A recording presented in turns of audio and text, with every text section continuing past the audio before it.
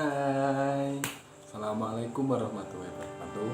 Perkenalkan, nama saya Muhammad Jamzili dengan NIM 22210000248 dari Prodi Perbankan Syariah Universitas Al-Mahata.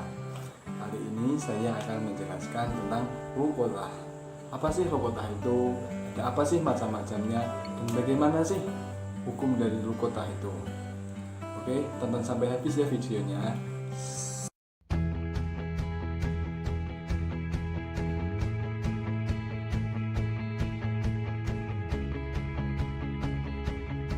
Oke, langsung saja.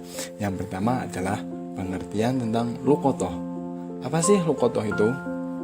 Luqatah berasal dari bahasa Arab, yaitu luqatah atau luqatimu, yang berarti benda yang tertinggal dan didapati tak tahu siapa yang punya.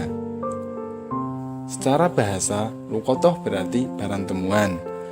Kata barang ini bersifat umum, bukan dikhususkan pada barang-barang tertentu saja. Al-luqatah juga berarti suatu yang diperoleh setelah diusahakan atau sesuatu yang dipungut. Secara terminologi, ada beberapa definisi luqatah yang dikemukakan oleh ulama fikih. Yang pertama, luqatah menurut Abu Hanifah. Abu Hanifah mendefinisikan luqatah adalah ma yujadu wala yu'rafu malikuhu walaisa mubahu kamalal harbi. Harta yang ditemukan seseorang tidak diketahui pemiliknya, dan harta itu tidak termasuk harta yang boleh dimiliki, seperti harta milik kafir harbi atau kafir yang memusuhi orang-orang Islam. Selanjutnya, luqatah menurut Ibnu Rushd. Al-luqatah fa innama kullu malil muslimil ma'radu lidhiya'i kana dzalika fi amadil ardi au amiriha wal jamara wal hayawan fi dzalikal sawa illal ibli bitafan.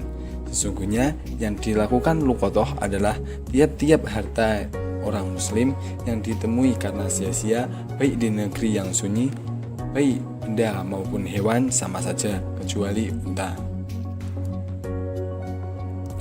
Sedangkan menurut Syed Sabiq, al-luqatah adalah al-luqatah hiya kullu mal maksum ma'radu lidhiya'i yu'rafu malikuhu. Barang temuan adalah tiap-tiap harta yang terpelihara oleh seseorang pada suatu tempat karena hilang dan tidak tahu pemiliknya. Dari pengertian di atas menurut para ulama fikih bisa kita simpulkan bahwa luqatah adalah barang yang tercecer di jalan dan ditemukan oleh orang lain. Barang temuan di sini bisa termasuk kepada harta, binatang maupun manusia. Secara syarak, luqatah adalah harta yang hilang dan ia termasuk barang yang diinginkan oleh orang-orang secara umum. Oke, kita lanjut yang kedua, yaitu rukun-rukun luqatah. Setelah kita mempelajari tentang pengertian luqatah, adapun rukun-rukunnya. Yang pertama ada mengambil barang temuan, yang kedua ada orang yang menemukan barang, dan yang ketiga ada barang temuan. Mengenai tentang mengambil barang temuan, luqatah merupakan amanah bagi penemu yang harus dikembalikan kepada pemiliknya. Seperti mana dalam Al-Quran surat An-Nisa ayat 58 yang berbunyi, Innallaha ya'murukum an tu'addul amanati illa ahliha, yang artinya sungguh Allah menyuruhmu menyampaikan amanat kepada yang berhak menerimanya. Jadi ketika kita menemukan barang, maka kita wajib untuk mengembalikan barang tersebut karena barang tersebut bukan hak milik kita. Yang kedua ada orang yang menemukan barang. Penemuan merupakan kekuasaan terhadap sesuatu, maka yang harus diperbolehkan menemukan barang temuan adalah setiap orang-orang yang merdeka, muslim dan baligh. Yang ketiga ada barang temuan. Selain mengambil barang temuan dan orang yang menemukan barang, pasti ada barang temuan. Barang tersebut bisa berupa harta ataupun benda ataupun binatang, dan barang tersebut tidak diketahui pemiliknya, dan harta itu tidak termasuk harta yang boleh dimiliki. Oke, selanjutnya setelah rukun-rukun ada juga hukum tentang luqatah. Apa sih hukumnya luqatah itu? Hukum pengambilan barang temuan dapat berubah-ubah tergantung pada kondisinya dan tempat dan kemampuan penemunya. bisa dikatakan wajib, bisa dikatakan sunnah, bisa dikatakan makruh, dan bisa pula dikatakan haram. Yang pertama bisa dikatakan wajib. Karena dikatakan wajib, yakni wajib mengambil barang temuan bagi penemunya apabila orang tersebut percaya kepada dirinya bahwa ia mampu mengurus benda-benda temuan itu sebagai mestinya, dan terdapat sangkaan berat bila benda-benda itu tidak diambil akan hilang sia-sia atau diambil oleh orang-orang yang tidak bertanggung jawab. Yang kedua, luqatah bisa dikatakan sunnah, yakni apabila mengambil benda-benda temuan bagi penemunya apabila penemu percaya pada dirinya bahwa ia akan mampu memelihara benda-benda temuan itu dengan sebagaimana mestinya, tetapi bila tidak diambil barang-barang tersebut tidak dikhawatirkan akan hilang sia-sia atau tidak akan diambil oleh orang-orang yang tidak percaya. Selanjutnya, luqatah bisa pula dikatakan makruh. Dikatakan makruh bagi seseorang yang menemukan harta kemudian masih ragu-ragu apakah dia akan mampu memelihara benda-benda tersebut atau tidak, dan bila tidak diambil benda tersebut tidak dikhawatirkan akan terbengkalai, maka bagi orang tersebut makruh untuk mengambil benda-benda tersebut.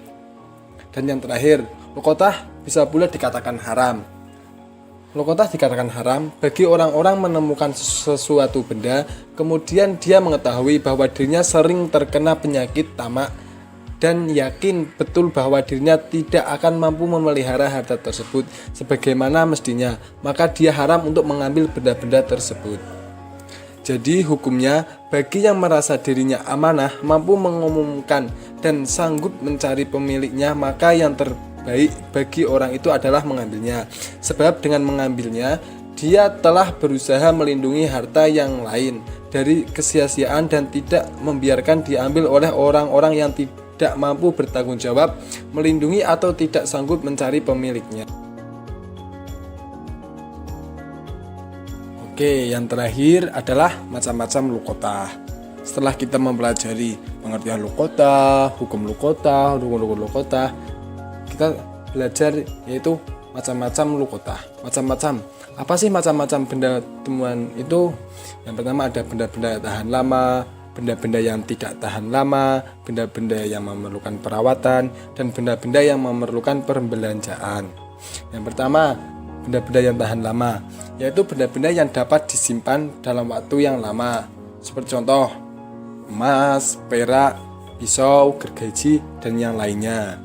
Yang kedua, benda-benda yang tidak tahan lama, yaitu benda-benda yang tidak bisa disimpan pada jangka waktu yang lama, seperti contoh makanan, tepung, buah-buahan, dan lain sebagainya. Benda-benda seperti ini apakah boleh dimakan? Menurut hadis Nabi, benda-benda ini boleh dimakan.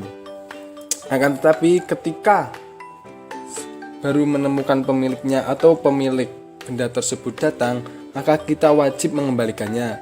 Jikalau barang tersebut sudah dimakan ataupun sudah dijual, maka si penemu wajib membayar atau mengembalikan uang seharga benda-benda yang telah dijual maupun dimakan. Oke, yang kedua, ketiga adalah benda-benda yang memerlukan perawatan, seperti padi yang harus dikeringkan atau kulit hewan yang perlu dimasak. Yang terakhir ada benda-benda yang memerlukan perbelanjaan, seperti binatang ternak, unta, sapi, kuda, kambing, dan ayam. Pada hakikatnya, binatang-binatang itu tidak dinamakan al-luqatah, tetapi disebut al-dalalah, yakni binatang-binatang yang tersesat atau kesasar. Oke, mungkin ini segini saja yang bisa saya sampaikan tentang pengertian luqatah. Semoga bisa membantu dan menambah wawasan teman-teman semua tentang apa sih luqatah itu dan bagaimana sih hukum-hukumnya dan apa aja sih hukum-hukumnya.